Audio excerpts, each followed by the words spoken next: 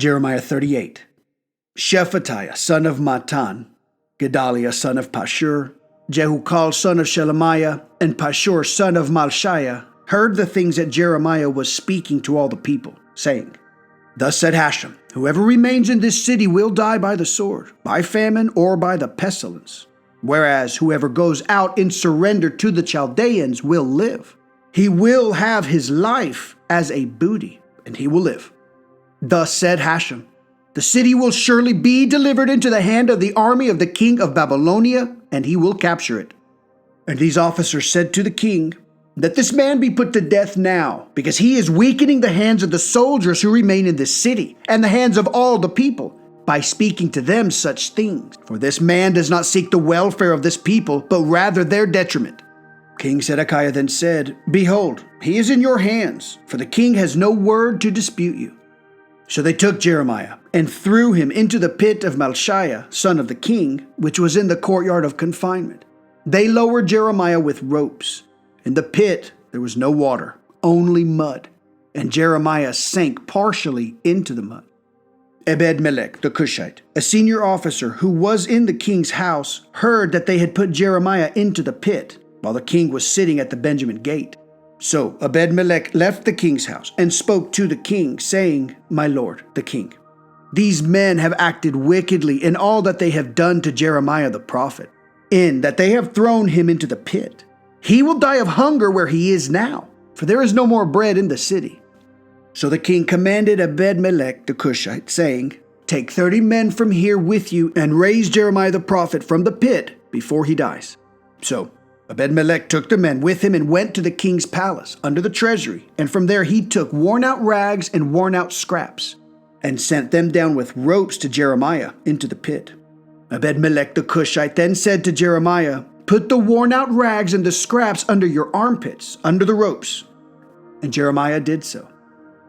They then pulled Jeremiah with the ropes and raised him out of the pit, and Jeremiah remained in the courtyard of confinement. King Zedekiah then sent a messenger and summoned Jeremiah the prophet to come to him, to the third entrance of the temple of Hashem. The king said to Jeremiah, I am asking you something. Do not withhold anything from me. Jeremiah answered Zedekiah, If I answer you, you will not have me put to death? And if I give you advice, you will not listen to me? King Zedekiah swore to Jeremiah secretly, saying, As Hashem lives, who created for us this soul, I swear that I shall not put you to death, nor turn you over to those people who seek your soul. So Jeremiah said to Zedekiah, Thus said Hashem, God of legions, God of Israel, If you go forth in surrender to the officers of the king of Babylonia, your soul will live, and this city will not be burnt down in fire. Rather, you and your household will survive. But if you do not go forth to the officers of the king of Babylonia, this city will be delivered into the hands of the Chaldeans, and they will burn it down in fire, and you will not escape from their hand. King Zedekiah said to Jeremiah, I fear the Jews who have deserted to the Chaldeans, lest they give me over into their hand and they abuse me. But Jeremiah said, They will not give you over. Hearken to the voice of Hashem, to what I am telling you, and it will be well for you and you will live. But if you refuse to go forth and surrender, this is the matter that Hashem has shown me. Behold, all the women who remain in the house of the king of Judah are being brought out to the officers of the king of Babylonia. And they are saying, Your allies have persuaded you and overcome you. Your feet have been sunken into the mire. They have retreated backward. And all your wives and your children are being brought out to the Chaldeans. You yourself will not escape from their hand, for you will be seized by the hand of the king of Babylonia, and you will burn down this city in fire. Zedekiah told Jeremiah, Let no man know about this conversation, and you will not die. But if the officers hear that I have spoken to you, and they come to you and ask you, Tell us now what you spoke to the king. Do not withhold it from us, and then we will not kill you. And what did the king speak to you? Say to them, I was pouring out my supplication before the king, that he not send me back to the house of Jonathan to die there. All the officers came to Jeremiah and asked him. He told them according to all the words that the king had commanded him, and they left him alone. for the matter had not been heard. Jeremiah remained in the courtyard of confinement until the day Jerusalem was captured. Jeremiah 39.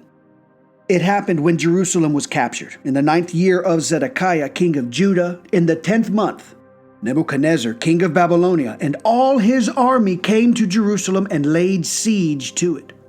And in the 11th year of Zedekiah, in the 4th month, on the 9th of the month, the city was breached.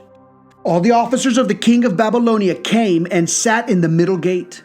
Nargal, Sarezer, Samgar-Nebu, Sarsashim, Rav-Saris, Nargal, Sarezer, Rav-Mag, and all the rest of the officers of the king of Babylonia. It happened when Zedekiah, king of Judah, and all the men of war saw them, they fled and went forth from the city at night by way of the king's garden, through the gate between the walls. The king went forth by way of the Arabah. The Chaldean army pursued them and overtook Zedekiah at the plains of Jericho. They took him and brought him up to Nebuchadnezzar, king of Babylonia, at Riblah, in the land of Hamath, and he spoke words of judgment to him. The king of Babylonia slaughtered Zedekiah's sons in Riblah before his eyes, and the king of Babylonia slaughtered all the noblemen of Judah. He also blinded Zedekiah's eyes and bound him in leg irons to bring him to Babylonia. The Chaldeans burned down the king's palace and the houses of the people in fire, and they smashed the walls of Jerusalem. The remainder of the people who were left in the city, the defectors who had surrendered to him, and the rest of the people who remained, Nebuzaradan, the chief executioner, exiled to Babylonia. But some of the poor people who owned nothing, Nebuzaradan, the chief executioner, left in the land of Judah, and he gave them vineyards and fields on that day. Nebuchadnezzar, king of Babylonia, gave charge of Jeremiah in the hand of Nebuzaradan, the chief executioner, saying, "Take him, keep your eyes on him, and do not do him any harm. Rather, as he says to you, so shall you do for him." So Nebuzaradan, the chief executioner, sent, as well as Nebuchadnezzar, the chief captain, and Nergal-Sarezer, the chief officer, and all the officers of Babylonia. They sent for him, but others had already taken Jeremiah out of the courtyard of confinement. They gave him over to Gedaliah, son of Ahikam, son of Shaphan, to remove him to Gedaliah's house, and he dwelt among the people. The word of Hashem had come to Jeremiah while he was in the courtyard of confinement, saying, "Go and say to Ebed-Melech the Cushite, saying, Thus said Hashem, master of legions, the God of Israel, Behold, I am bringing about the fulfillment of my words concerning this city, for evil and not for good.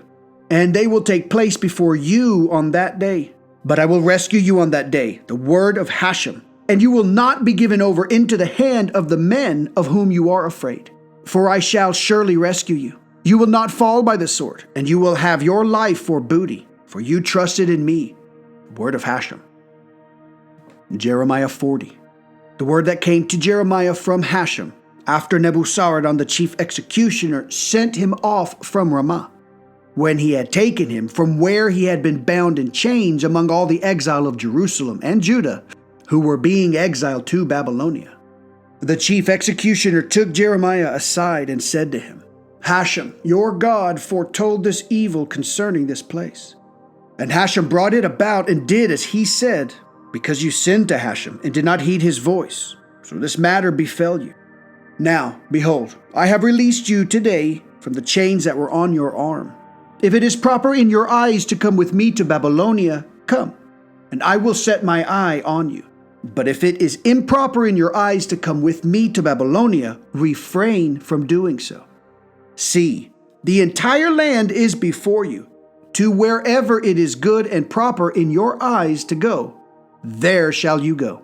He had not yet turned back when he was told, Turn back to Gedaliah, son of Ahikam, son of Shaphan, whom the king of Babylonia has appointed over the cities of Judah, and stay with him among the people, or go to wherever it is proper in your eyes to go. The chief executioner then gave him a grant and a gift and sent him off. Jeremiah came to Gedaliah, son of Ahikam, at Mizpah, and he settled with him in the midst of the people who remained in the land.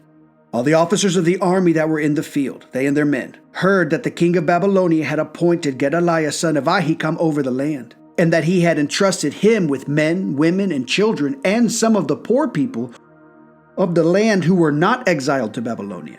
So they came to Gedaliah at Mizpah, along with Ishmael son of Nethaniah, Johanan and Jonathan, the sons of Kareah, Sariah son of Tanhumeth, the sons of Ephi the Netophathite, and Jezaniah son of the Maacathite, they and their men. Gedaliah son of Ahikam, son of Shaphan, swore to them and their men, saying, "Do not be afraid of serving the Chaldeans. Settle in the land and serve the king of Babylonia, and it will be good for you. As for me, behold, I will stay in Mizpah, standing before the Chaldeans who will come to us. And as for you, gather wine, dried fruits, and oil, and store it in your containers, and settle in your cities that you have occupied. Also, all the Jews who were in Moab, and with the children of Ammon, and the Edom, and in all the lands, heard that the king of Babylonia had left a remnant for Judah, and that he had appointed Gedaliah son of Ahikam, son of Shaphan, over them. So the Jews returned from all the places where they had been dispersed, and they came to the land of Judah, to Gedaliah in Mizpah, and they gathered together a great deal of wine and dried fruit. Johanan son of Kareah and all the officers of the army that had been in the field came to Gedaliah at Mizpah. They said to him, "Do you know that Baalis, king of the children of Ammon, has sent Ishmael son of Nethaniah to assassinate you?" But Gedaliah son of Ahikam did not believe them. Johanan son of Kareah spoke to Gedaliah secretly in Mizpah, saying, "Let me go to kill Ishmael son of Nethaniah, and no one will know. Why should he kill you? And then all of Judah who have gathered to you will be scattered, and the remnant of Judah will be lost." But Gedaliah son of Ahikam said to Johanan son of Kareah, "Do not do this thing, for you are speaking falsely about Ishmael." Jeremiah 41. It happened in the 7th month that Ishmael son of Nethaniah son of Elishama, who was of the royal family, came to Gedaliah son of Ahikam at Mizpah, and with him the king's captains and 10 other men. And they ate a meal together there at Mizpah. Ishmael son of Nethaniah arose, along with the 10 men who were with him, and struck Gedaliah son of Ahikam son of Shaphan by the sword and killed him, the one whom the king of Babylonia had appointed over the land. And Ishmael struck down all the Jews who were with him, with Gedaliah in Mizpah, and the Chaldeans who were found there, the men of war. It happened on the 2nd day after Gedaliah's assassination, when no one knew about it yet, that men came from Shechem, from Shiloh, and from Samaria, 80 men, with shaven beards and torn clothing, and having cut their flesh. A meal offering and frankincense were in their hand to bring to the temple of Hashem. Ishmael son of Nethaniah went out toward them from Mizpah, weeping as he went. When he met them, he said to them, "Come to Gedaliah son of Ahikam." As soon as they came inside the city, Ishmael son of Nethaniah, he and the men who were with him, slaughtered them into the pit. 10 men were found among them who said to Ishmael, "Do not kill us, for we have treasures hidden in the countryside, wheat, barley, oil, and honey." So Ishmael refrained from killing them along with their brethren. The pit into which Ishmael threw all the bodies of the men he had struck in the wake of Gedaliah's murder was the same pit that King Asa had made on account of Baasa, king of Israel. Ishmael, son of Nethaniah, filled that one with corpses. Ishmael took captive all the remnant of the people who were in Mizpah, the king's daughters and all the people who remained in Mizpah, over whom Nebuzaradan, the chief executioner, had appointed Gedaliah son of Ahikam. Ishmael son of Nethaniah took them captive and went to cross over the Jordan to the children of Ammon. Johanan son of Kareah and all the army officers who were with him heard of all the evil that Ishmael son of Nethaniah had done. They took all the people and went to fight against Ishmael son of Nethaniah. They encountered him at the great water pool that is in Gibeon. It happened that as soon as all the captives who were with Ishmael saw Johanan son of Kareah and all the army officers with him, they rejoiced. And all the people whom Ishmael had taken captive from Mizpah turned back and went over to Johanan son of Kareah. Ishmael son of Nethaniah escaped from Johanan with 8 men, and he went to the children of Ammon. Johanan son of Kareah and all the army officers with him then took the entire remnant of the people, whom he had brought back from Ishmael son of Nethaniah from Mizpah, after he had struck down Gedaliah son of Ahikam. Men who were warriors, women, children, and officials whom he had brought back from Gibeon. And they went and settled in Chimam's dwelling, which is near Bethlehem. intending to go on to Egypt, away from the Chaldeans, for they feared them. For Ishmael son of Nethaniah had murdered Gedaliah son of Ahikam, whom the king of Babylonia had appointed over the land. Jeremiah 42. All the officers and Johanan son of Kareah and Jezaniah son of Hoshaiah and all the people, from the smallest to the greatest, approached and said to Jeremiah the prophet, May our supplication please be acceptable to you, and may you pray on our behalf to Hashem your God, on behalf of all this remnant, for we are left as few out of many, as your eyes see us. And may Hashem your God tell us the way in which we should go and the thing we should do. Jeremiah the prophet said to them, I have heard. Behold, I will pray to Hashem your God, as you have said. And it shall be that whatever Hashem will answer you, I will tell you. I will not hold anything from you. They said to Jeremiah, Let Hashem be a true and faithful witness against us, if we do not act according to everything that Hashem your God tells you concerning us. For whether better or for worse, we will obey the voice of Hashem our God, to whom we are sending you, in order that it should be good for us when we listen to the voice of Hashem our God. It happened at the end of 10 days that the word of Hashem came to Jeremiah. He called Johanan son of Kareah and all the officers who were with him, and all the people, from the smallest to the greatest, and he said to them, Thus said Hashem, God of Israel, before whom you have sent me to pour forth your supplications. If you stay in this land, I will build you up, and I will not destroy, and I will plant you and not uproot. For I have relented of the misfortune that I have brought upon you. Do not be afraid of the king of Babylonia, of whom you are afraid. Do not be afraid of him, the word of Hashem. For I am with you to save you and rescue you from his hand. I will show you mercy, and he will have mercy on you and return you to your land. But if you say, We shall not stay in this land, not heeding the voice of Hashem your God, saying, No, but to the land of Egypt shall we go, so that we will not see war, nor hear the sound of the shofar in battle, nor hunger for bread, and there shall we settle. Then hear now the word of Hashem, a remnant of Judah. Thus said Hashem, Master of legions, God of Israel, If you would turn your face to go to Egypt, and you will come to sojourn there, the very sword of which you are afraid will reach you there in the land of Egypt, and the very hunger about which you worry will pursue you in Egypt, and there you will die. And all the men who turned their faces to go to Egypt to live there will die by the sword, by famine, and by the pestilence.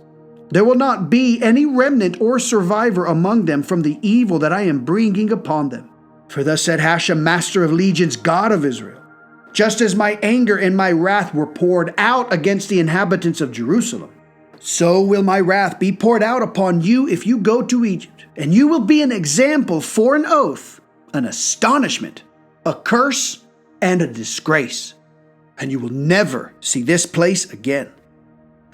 Hashem has spoken to you, O remnant of Judah. Do not go to Egypt.